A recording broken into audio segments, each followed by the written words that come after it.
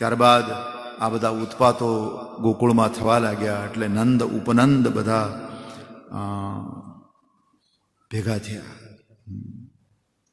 અને આ લોકોએ નક્કી કર્યું કે આપણે હવે સ્થળ ફેરવી નાખીએ રહેવાનું. આપણા છોકરા અહીંયા સલામત નથી. હવે એમાં ઉપનંદ કરીને એક વૃદ્ધ વ્રજવાસી હતા. એણે કહ્યું કે આપણા માટે જમનાજીના કિનારે વૃંદાવન છે ને, એ બહુ સારું છે. પછી વૃંદાવનમાં આવ્યા. અહીંથી ભગવાનની વૃંદાવન લીલા શરૂ થાય છે. અને વૃંદાવનમાં જેવા આવ્યા એટલે 3 અસુર પાછા આવ્યા: વત્સાસુર, બકાસુર ને અઘાસુર. એ 3ને પરમાત્માએ વૃંદાવનમાં માર્યા. એક વાછરડાના રૂપમાં આવ્યો છે વત્સાસુર, બીજો બગલાના રૂપે આવ્યો બકાસુર, અને અઘાસુર અજગરના રૂપે આવ્યો છે. આ 3ને માર્યા. હવે અઘાસુરને જ્યારે માર્યો ને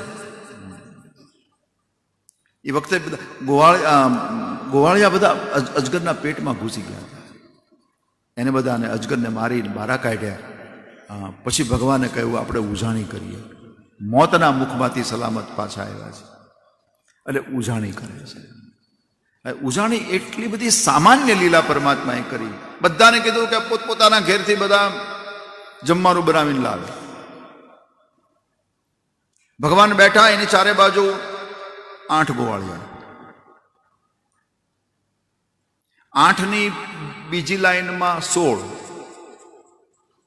અને ત્રીજી લાઈનમાં 32. ભગવાનની ચારે બાજુ 8, 8ની પાછળની લાઈનમાં 16, 16ની બીજી લાઈનમાં 32. કેટલા થયા? આ 56 ભોગ છે. અને અહીંયા ભાગવતમાં લખ્યું છે કે હાથને પાત્ર બનાવ્યું છે, કરપાત્રી બન્યા છે કૃષ્ણ. કોઈએ પતરાવળી બનાવી, કોઈએ દળિયો બનાવ્યો. ભાગવતમાં લખ્યું કે નાળિયેર વધારવામાં આવે ને જે કાચલી હોય કોઈ કાચલી, પણ ભગવાન કૃષ્ણએ કાંઈ નહીં, કરને પાત્ર બનાવ્યું, કરપાત્રી. પછી બધા ભગવાનને ખાવાનો આગ્રહ કરે, મારા ઘરનું ખાઓ, મારા ઘરનું ખાઓ, નાખ, આમાં નાખ, આમાં નાખ. બિભ્રદ વેણુ જઠર પટયો શૃંગ વેત્રે ચકક્ષ. વામે પાણો મસૃણ કવલમ તત્ફલાની અંગુલીશુ. એમાં એક ગોપી વળી અથાણા લઈ આવી. કૃષ્ણ મારા ઘરના અથાણા બહુ લાંબા હતા, ભગવાન જાણે છે ના. એ અથાણા આગ્રહ કર્યો, લઈ લીધા. પછી ભગવાને શું કર્યું? આંગળીઓની વચ્ચે અથાણા ભરાયા. આવી લીલા છે. તત્ફલા અંગુલીશુ તિષ્ઠન મધ્ય, બિલકુલ મધ્યમાં બેઠા છે. દહીં ભાતનો કોળિયો બધું આમ બધું નીચે ઉતરે છે. પિતાંબર કટી ભાગે બાંધ્યું છે. ભગવાન 2 વસ્તુ હાથમાં રાખતા જ્યારે વાછરું ચરાવતા ત્યારે: છડી અને શીંગડી. એ બગલમાં દબાવી, વેણું આ બગલમાં દબાવી, અને દહીં ભાતનો કોળિયો. હવે આવી સામાન્ય લીલા. એમાં બ્રહ્માજી બરાબર એ જ વખતે દર્શન કરવા નીકળે. લ્યો, અને આ બધું જોઈ ગયા એટલે બ્રહ્માજીને ભ્રમ થયો કે આને બ્રહ્મ કહેવાય. આ ભગવાન જે મેં પ્રાર્થના કરી હતી ને આવ્યા, આ પરમાત્મામાં શંકા થઈ. એટલે બ્રહ્માજીએ શું કર્યું કે જો બ્રહ્મ હશે ને તો એ સૃષ્ટિ નિર્માણ કરી શકશે. એટલે ગોવાળોનું અને વાછરોનું હરણ કર્યું કે ગોવાળ વગર ને વાછરો વગર કૃષ્ણ હેરાન થાય તો સમજવાનું સામાન્ય, અને બીજા ગોવાળો અને વાછરું બનાવી લઈ તો બ્રહ્મ. એટલે ભગવાને જોયું તો બ્રહ્મા પરીક્ષા કરવા માગે છે. એટલે પ્રભુને એમ થયું આ દાદા બરાબર પાછળ લાગ્યા છે, હવે મારી પરીક્ષા કરવા માગે છે. એટલે પ્રભુએ શું કર્યું? બહુ દિવ્ય લીલા કરી.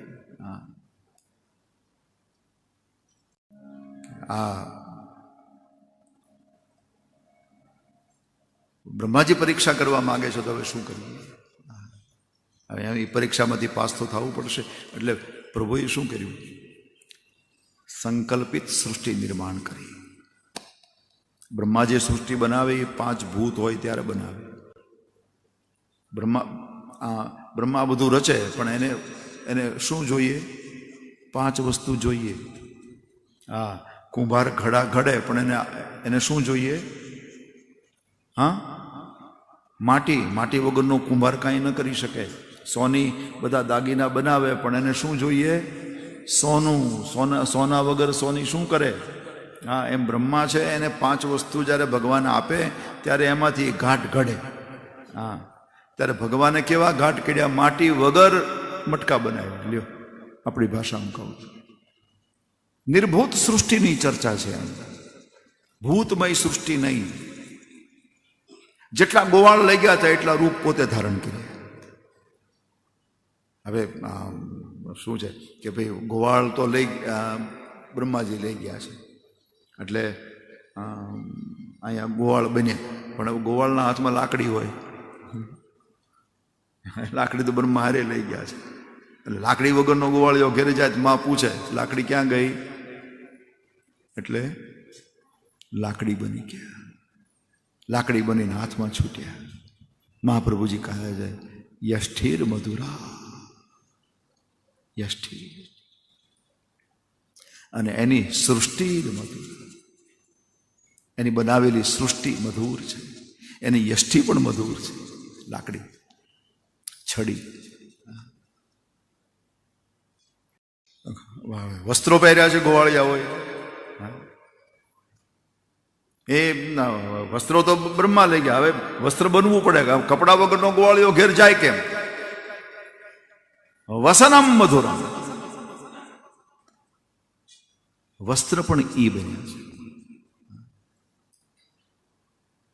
અને પોતે પોતા હારે લીલા કરે છે. વાછરું બન્યા, પોતે વાછરું બન્યા. હા, અને એટલા માટે વાછરુએ વાછરું બનીને બધી ગાયને ધાવ્યા કૃષ્ણ. અને ગોવાળના રૂપમાં બધી માતાઓનું સ્તનપાન કર્યું. વ્રજમાં આ રિવાજ હતો, બહુ મોટી ઉંમર સુધી સ્તનપાન માતાઓ કરાવતી.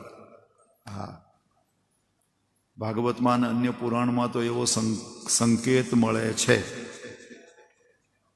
કે કૃષ્ણ વાછરું ચારી કે રમત કરી રમીને ઘરે આવે એટલે માં એને દૂરથી જોવે, કનૈયો આવ્યો. એટલે માને એટલો બધો પ્રેમ પ્રગટે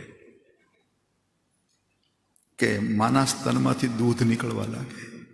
એટલો બધો પ્રેમ પ્રગટે માને. એટલે કૃષ્ણ દોડી અને માને પકડી લે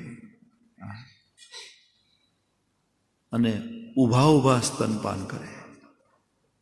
ઊભા ઊભા. એટલે એ સ્તનપાન કરી શકે એટલા મોટા થઈ ગયા ત્યાં સુધી એને સ્તનપાન કર્યું. હું કહેવાય માગું છું. એ પડથારની કોરે ઊભા ઊભા માનું સ્તનપાન કરી લે. એટલે મોટી ઉંમર સુધી બાળકો સ્તનપાન કરતા. એટલે કૃષ્ણ ગોવાળના રૂપમાં બધી માતાઓનું સ્તનપાન કરે છે. એટલે એને બયાન કર્યું છે કે ગોકુળની દરેક માં એ મારી માં છે, મારી ધાત્રી છે. મને એને ધવડાવ્યું. પછી આ ગોવાળના રૂપમાં પોતે હતા ને.